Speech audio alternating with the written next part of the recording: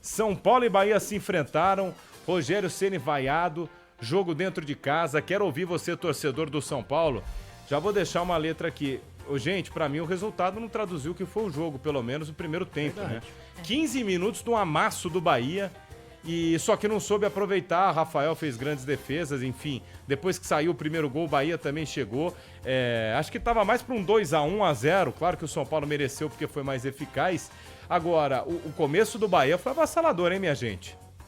Foi, e realmente não reflete o que foi o jogo, mas o São Paulo soube aproveitar as oportunidades, e o primeiro gol sai de uma falha bizarra do goleiro do Bahia, que a gente tem que colocar aqui, que ele depois até foi se justificar pra torcida, porque ele foi vaiado em determinado momento do jogo. O Bahia, ele realmente estava melhor, até porque o Bahia precisava dar essa resposta, né? O Bahia tá há quase 7 jogos já sem vencer, tendo muitas dificuldades, o Rogério Ceni sendo muito pressionado no cargo, desde que virou uma SAF, né, com o investimento do Grupo City, sempre se espera muito do Bahia e não consigo responder. O Bahia que no começo do ano chegou até a ser líder do Campeonato Brasileiro.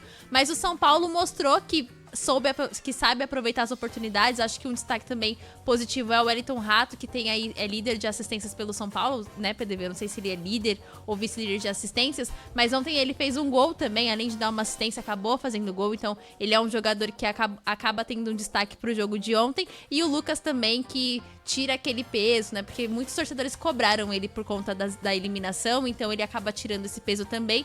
Não sei se é um jogo que credencia o Zubeldia a tirar qualquer tipo de instabilidade dele dentro do São Paulo, porque eu vi até alguns torcedores questionando, torcedores não, né? Algumas pessoas falando sobre o trabalho do Zubeldia, se ele deve ficar ou não pro ano que vem. Não sei se esse é o jogo que vai credenciá-lo dentro do São Paulo, mas de fato ontem foi mais mérito do Zubeldia do que qualquer outra coisa, né? Acho que ele soube mexer bem no time, ele soube fazer o que tinha que ser feito e conseguiu levar os 3 pontos num jogo que realmente não reflete o que aconteceu durante a partida, porque mesmo com o São Paulo tendo feito os gols, o Bahia ainda tentou correr atrás do resultado, mas não conseguiu fazer, né? O jogo de ontem diz mais... O senhor estava lá, né? Estava lá, exatamente. O jogo de ontem diz mais sobre os trabalhos do Rogério do que sobre o trabalho do Zubeldia no São Paulo. E claro que o Rogério tem uma ligação quase que umbilical com o São Paulo, então vale a gente até destacar e fazer uma comparação. Eu achei o Bahia do Rogério muito parecido com o São Paulo do Rogério, que é um time que late, não morde, e é uma bagunça defensiva, cara, aberto. Nossa, me lembrou tanto o São Paulo, que é aquele time que começa intenso ali, amassando, não consegue, às vezes por falta de sorte, às vezes por ineficiência, não consegue concluir em gol, e aí quando toma um contra-ataque, quando é de alguma forma agredido, você vê uma defesa completamente exposta, um meio-campo completamente exposto. Então, assim, o Rogério é um técnico que até hoje promete e não entrega. A gente sempre tem uma certa boa vontade com relação ao Ceni, falo por mim, eu tenho essa boa vontade com relação ao Ceni treinador. Acho que muitas vezes a gente pintou o Rogério como já um perfil de técnico pronto e talvez não seja bem assim, até porque o grande sucesso do Rogério foi em um Fortaleza que andou com as próprias pernas depois do Rogério. Então, talvez o sucesso do Rogério no Fortaleza tenha mais a ver, eu não tô querendo desmerecer o Rogério, que fez um trabalho legal no Fortaleza, mas tenha mais a ver com o sucesso do Fortaleza do que com o sucesso do Rogério como treinador. O título do Flamengo, que o Rogério conquistou no Campeonato Brasileiro, foi aos trancos e barrancos. O Flamengo, ele ganha o título perdendo pro São Paulo na última rodada no Morumbi. Então eu acho que o Rogério ainda tá devendo muito como técnico, é muita pompa, é muita coisa assim, ele se porta bem, ele fala, ele explica, mas os times do Rogério sofrem do mesmo problema. São times expostos, são times que você cria ali um volume que às vezes passa uma impressão de que tá bem, mas não é lá essas coisas. E aí o São Paulo se aproveitou disso. E aí eu acho que o São Paulino fica aliviado, porque o São Paulino já passou por isso com o Rogério e hoje vê o que realmente o torcedor espera, que é um time eficiente. Tudo bem, você às vezes tem que ter sorte de não tomar um gol no começo do jogo, porque o São Paulo ali, né, quase que foi encurralado pelo Bahia em algumas situações. Poderia ter tomado 2-0 ali logo Parecia no começo da partida. Pedia, né? Isso, exatamente.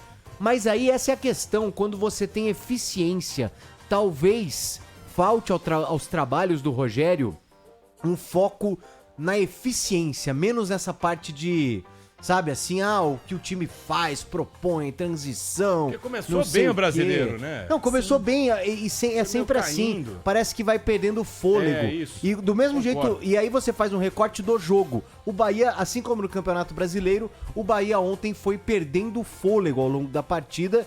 E no final você nem lembrava mais que foi um time dominante ao longo de boa parte do jogo. Então, assim, o São Paulo mostrou eficiência. E talvez, às vezes, é tudo que você precisa. Eficiência. O São Paulo teve eficiência. O Marcos Antônio... Marcos Antônio? Não, o goleiro do... Marcos Felipe. Marcos Felipe. Vacilou no primeiro gol. Bola no pé do Luiz Gustavo. O que o Luiz Gustavo fez? Caixa. O segundo gol do São Paulo foi o gol do... Foi meu Budum, né? O Wellington Rato. Sobrou a bola também, ali, vai. Ali numa trombada, a bola passa pelos atacantes do São Paulo, o Luciano dá uma trombada na área, a bola sobra ali, gol do Rato. E aí, o terceiro gol do São Paulo, o Bahia completamente exposto, o São Paulo desce, um lançamento, excelente lançamento do Luiz Gustavo. Então, assim, o São Paulo se aproveitou de uma exposição do Bahia, que é uma exposição dos times do Rogério Ceni. Então, assim, o recorte pra mim do jogo é esse. O São Paulo se aproveitou de um time completamente exposto, que acaba sendo uma característica das equipes treinadas pelo Rogério. Você acha que se o Marcos Felipe lá não tivesse soltado a bola no pé do Luiz Gustavo, eventualmente o São Paulo ia vencer o jogo mesmo, não ia ter o que fazer? Ou era capaz de amarrar um resultado ali 0-0, 1-1, 2-1? Acho que foi determinante aquela falha. Cara, ou de qualquer jeito, eu acho que foi determinante pra mudar o cenário de um jogo que tava desfavorável ao São Paulo, isso sim. Agora, o que isso influenciou no resultado final de vitória do São Paulo, aí eu não sei, porque o futebol é difícil, né? O mínimo detalhe, por exemplo, se o Bahia faz um gol logo no começo, não necessariamente o Bahia continuaria amassando o São Paulo. Sim. Então, um gol pode mudar o panorama de um jogo. Então, não dá pra dizer. Eu acho que foi um fator determinante pra mudar o cenário de um Bahia que estava dominante num vacilo. Ali a coisa deu uma esfriada. Eu acho também que uma coisa que é legal a gente comentar, porque o São Paulo agora fica cada vez mais perto desse G4, pensando que o Flamengo pode vacilar, porque hoje ainda tem um jogo contra o Cruzeiro, que é um jogo um pouco mais difícil, só que o São Paulo vai pegar o Atlético Paranaense e Bragantino, que entra muito no que o PDV falou.